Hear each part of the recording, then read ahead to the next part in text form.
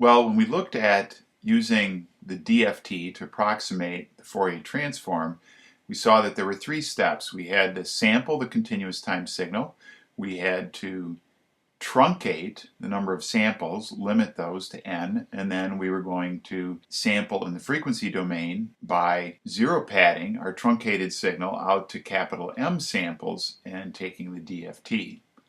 Now the key step in this process is truncation in terms of the effect on the accuracy of the approximation.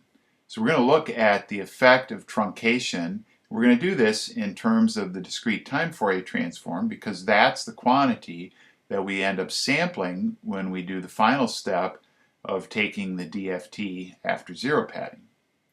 So recall that we had defined a signal z of n, which was the product of our signal of interest x of n times a window function w. And in this case, we're just looking at straight truncation, so we're going to have the window function be 1 when we're in the interval of samples that we're keeping, and it's going to be 0 otherwise.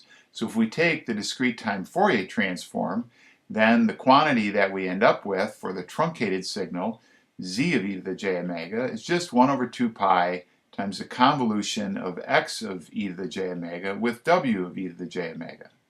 So this convolution is a key step because it ends up distorting our signal spectrum. So x of omega and z of omega end up looking slightly different. The discrete time Fourier transform of w can be obtained as I've written down here.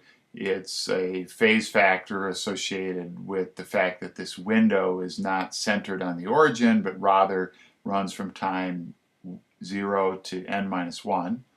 And then we have this ratio of sines, which is sometimes called the discrete time sinc function because it behaves in a similar way.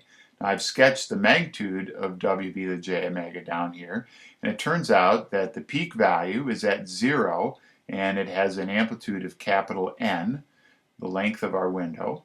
This main bump here, we're going to call this the main lobe, and then there's these side lobes associated, of course, with the sine function going through zeros.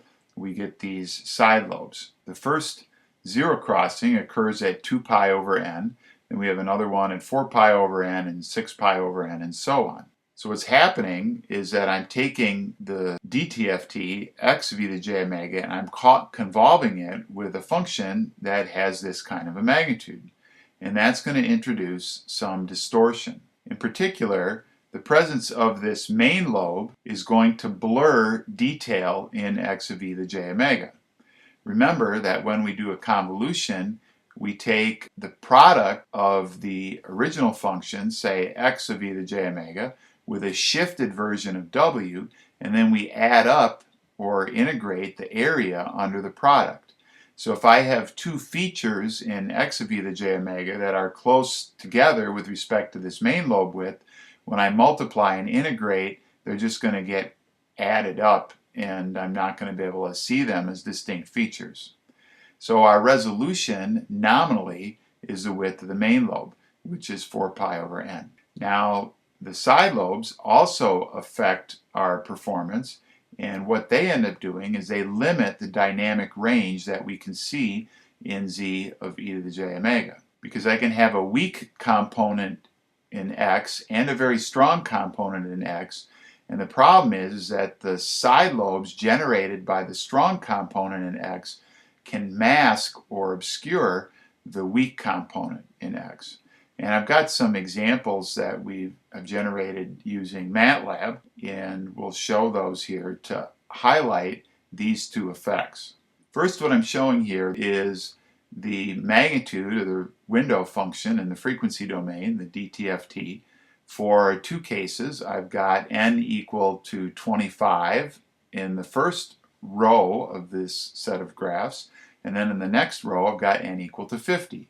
On the left-hand side, the two graphs are on a linear scale, whereas on the right-hand side, they've been converted to a logarithmic scale. And so what we see is that indeed the main lobe width is 2 pi over 25 here, or 2 pi over 50 In this case, the main lobe is 1/2 as wide here as it is in the n equals 25 case. Now the side lobes then, they decay out away from the main lobe, and interestingly, and it's actually a pretty important fact, is that the height of the side lobe doesn't really change with n. This side lobe ends up being about minus 13 dB down relative to the main lobe, independent of n. So choosing n bigger gives me a narrower main lobe, but it really doesn't do much to change the side lobe structure. That's the function that we're going to be convolving our spectrum of interest with when we do truncation. Now in this slide,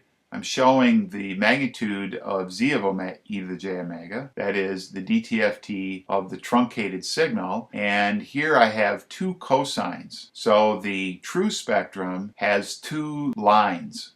Okay, there are two impulses located at the frequencies of these cosines.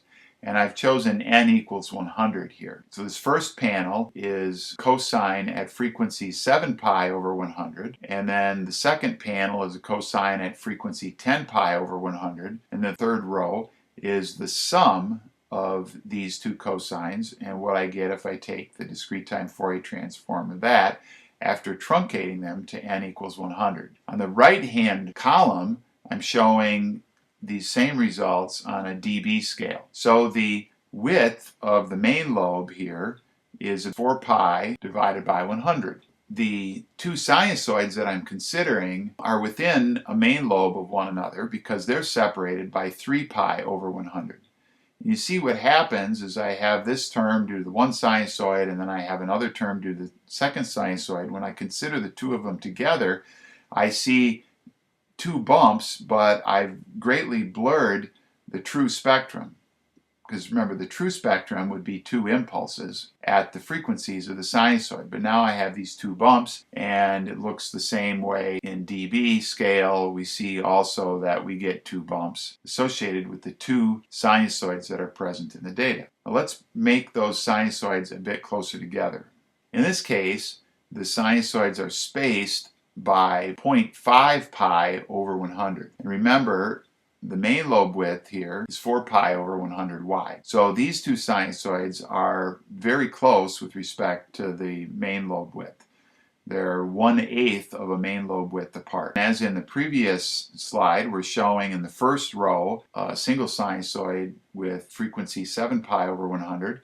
In the second row, we've got the spectrum associated with a cosine with frequency 7.5 pi over 100. And in the third row, we've got the spectrum of the sum of those two sinusoids. And then in the rightmost column, we're showing the results in dB. You can see that when I take these two individual sinusoids and I look at the sum of them, so now they're fairly closely spaced.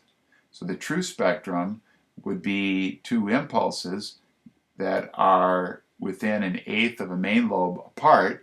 And what happens when I do the convolution of my window discrete time Fourier transform with the true underlying x of e to the j omega, the true spectrum, is I get this big blob. I can no longer resolve these two sinusoids. And that happens on the dB scale as well, and they become blurred together. Okay? And it's impossible to see that there were two terms there, much less determine their individual frequencies. So that's the resolution problem. Our resolution, or our ability to distinguish between distinct components in x of e to the j omega, is going to be limited by the main lobe width. And that's when we're looking at components that have approximately equal magnitude. Now, if the components have different magnitudes, then the scenario changes somewhat. And of course, if I have a component with a very strong or large magnitude, and then next to it, real close, I have something very weak, I'm not going to be able to see that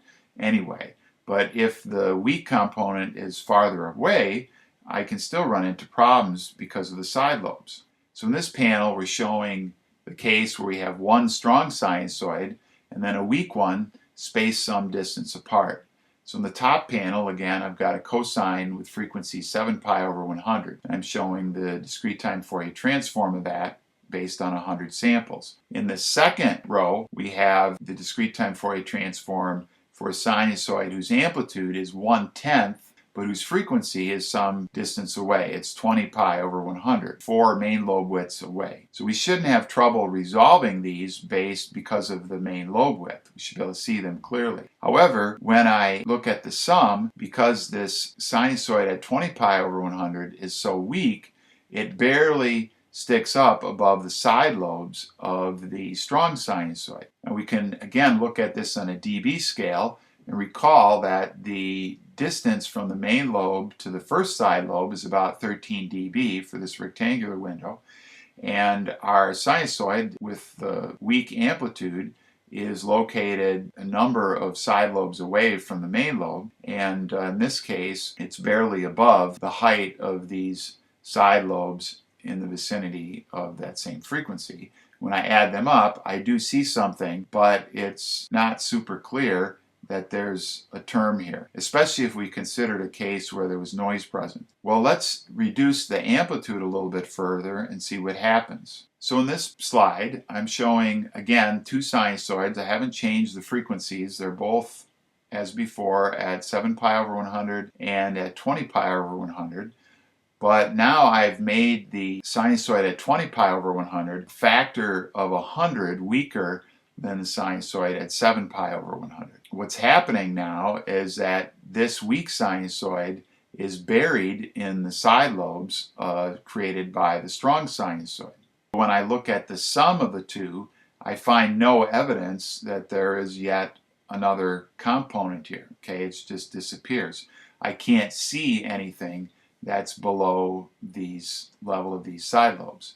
In the logarithmic scale, it's fairly clear as well in that these side lobes are plus 12 on this scale. What's happened is my sinusoid is actually down here below 0. Okay, so it's another 10 dB or so below the side lobes associated with the strong sinusoid.